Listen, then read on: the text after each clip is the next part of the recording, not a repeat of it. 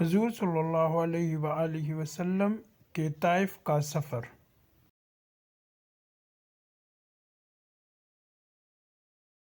نبوت مل جانے کے بعد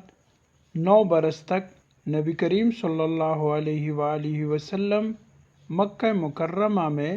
تبلیغ فرماتے رہے اور قوم کی ہدایت اور اصلاح کی کوشش فرماتے رہے، لیکن تھوڑی سی جماعت کے سوا جو مسلمان ہو گئی تھی اور تھوڑے سے ایسے لوگوں کے علاوہ جو باوجود مسلمان نہ ہونے کے آپ کی مدد کرتے تھے، اکثر کفار مکہ آپ صلی اللہ علیہ وآلہ وسلم اور آپ کے صحابہ رضی اللہ عنہم اجمعین کو ہر طرح کی تکلیفیں پہنچاتے تھے، مذاق اڑاتے تھے اور جو ہو سکتا تھا اس سے درگزر نہ کرتے تھے۔ حضور صلی اللہ علیہ وآلہ وسلم کے چچا ابو طالب بھی انہی نیک دل لوگوں میں تھے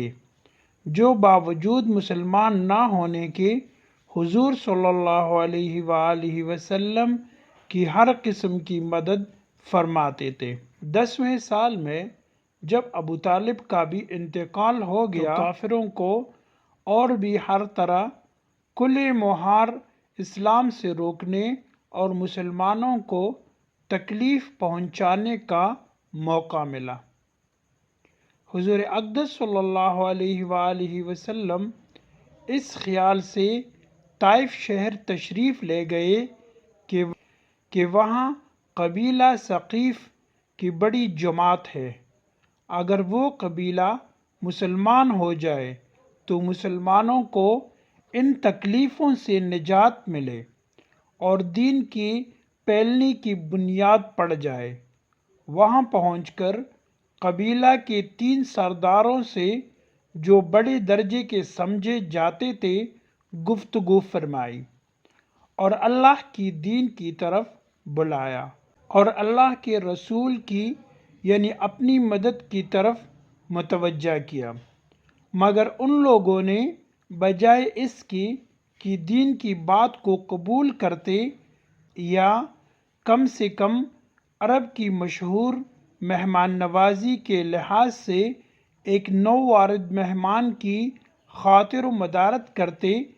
صاف جواب دے دیا اور نہایت بے رخی اور بد اخلاقی سے پیش آئے۔ ان لوگوں نے یہ بھی گوارا نہ کیا کہ آپ یہاں قیام فرما لیں۔ جن لوگوں کو سردار سمجھ کر بات کی تھی کہ وہ شریف ہوں گے اور مہذب گفتگو کریں گے، ان میں سے ایک شخص بولا کہ اوہو، آپ ہی کو اللہ نے نبی بنا کر بھیجا ہے۔ دوسرا بولا کہ اللہ کو تمہارے سوا کوئی اور ملتا ہی نہیں تھا جس کو رسول بنا کر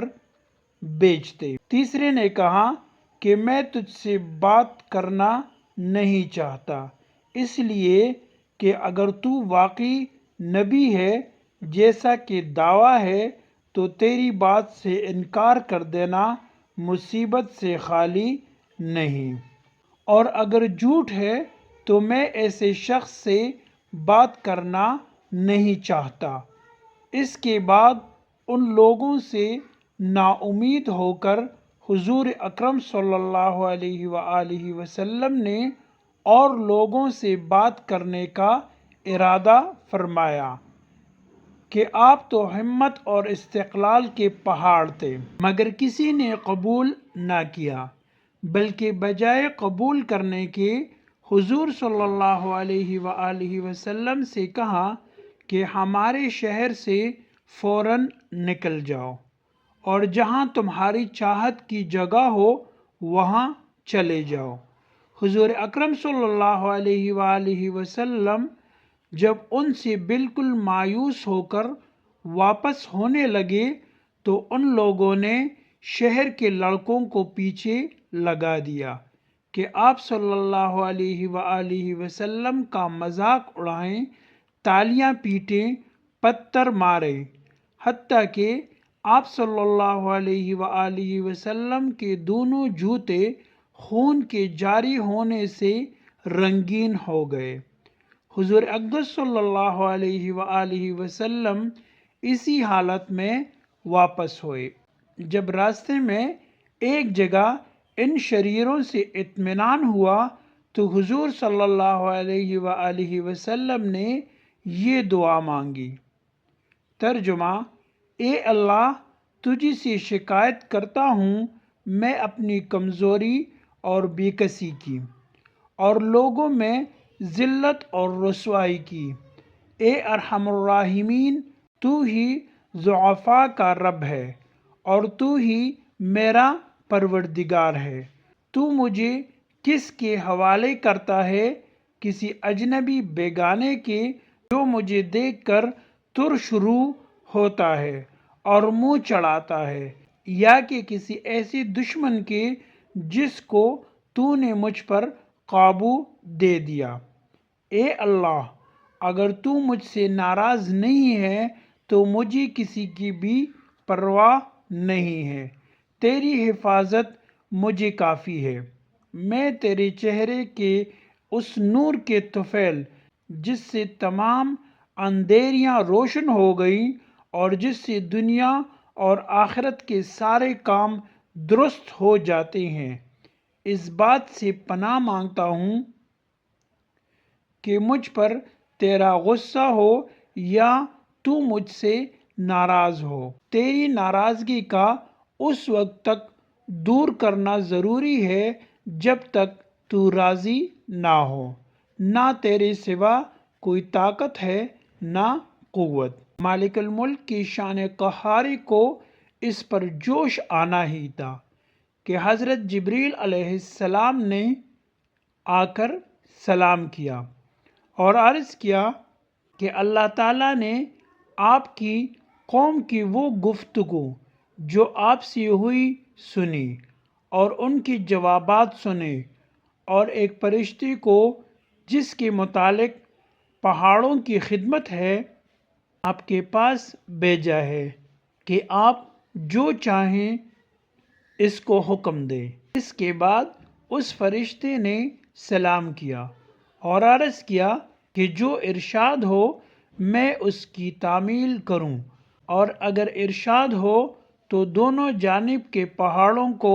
ملا دوں اس سے یہ سب درمیان میں کچل جائیں، یا اور جو سزا آپ تجویز فرمائیں۔ حضور صلی اللہ علیہ وآلہ وسلم کی رحیم و کریم ذات نے جواب دیا کہ میں اللہ سے اس کی امید رکھتا ہوں کہ اگر یہ مسلمان نہیں ہوئے تو ان کی اولاد میں سے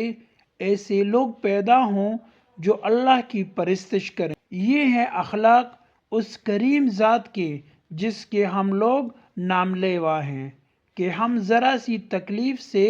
کسی کی معمولی سی گالی دے دینے سے ایسے بھڑک اٹھ جاتے ہیں کہ پھر عمر بھر اس کا بدلہ نہیں اترتا۔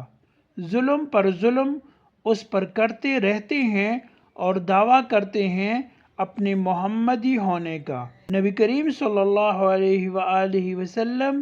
اتنی سخت تکلیف اور مشقت اٹھانے کے باوجود نہ بد دعا فرماتے ہیں اور نہ کوئی بدلہ لیتے ہیں۔